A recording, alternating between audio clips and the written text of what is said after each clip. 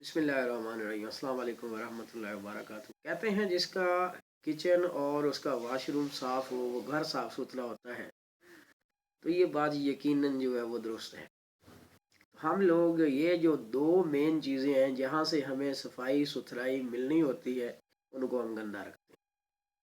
ये हमारे गैर मुहज़्ज़ब होने की सबसे बड़ी निशानी, चाहे वो पब्लिक मकामात हों या डोमेस्टिक लेवल हो या हमारे जो अदारों के अंदर ये वॉशरूम होते हैं। तो हमें अब तक इनके शायद इस्तेमाल का पता नहीं है कि एक तो हम ये करते हैं कि आने वाले के का एहसास नहीं करते।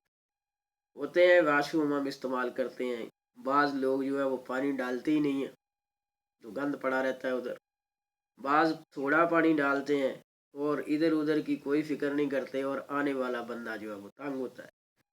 तो हमारे यहाँ लोग जो है उसको गंदा ज़रूर करते हैं लेकिन इसको साफ़ नहीं करते। अब एक बंदा जो है वो अपनी सफाई सुथराई कर लेता है, अपने आप को साफ़ करता है, अपने हाथों के साथ साफ़ करता है, तो उसके लिए क्या मुश्किल है कि अगर वो वॉशरूम के अंदर जो है वो बुरश फेर के तो उसको जो है साफ़ कर दे ताकि आने वाला जो है वो तंग ना हो। तो उसका जो है ना वो क्या है कि उसके अंदर एहसास पैदा होता है, दूसरे के बारे में जो है ना सोच पैदा होती है कि ये वाकई गंदा है।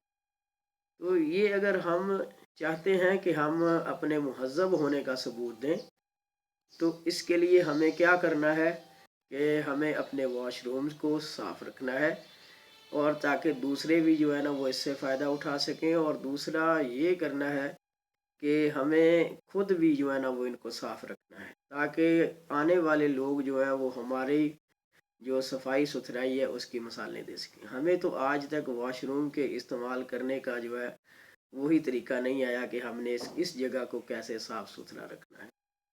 तो अल्लाह तबारक व तआला हमें साफ़ सुथरा रहने और हदीस रसूल सल्लल्लाहु अलैहि वसल्लम के सफाई ईमान का हिस्सा है उस पर अमल करने की तौफीक अता फरमाए।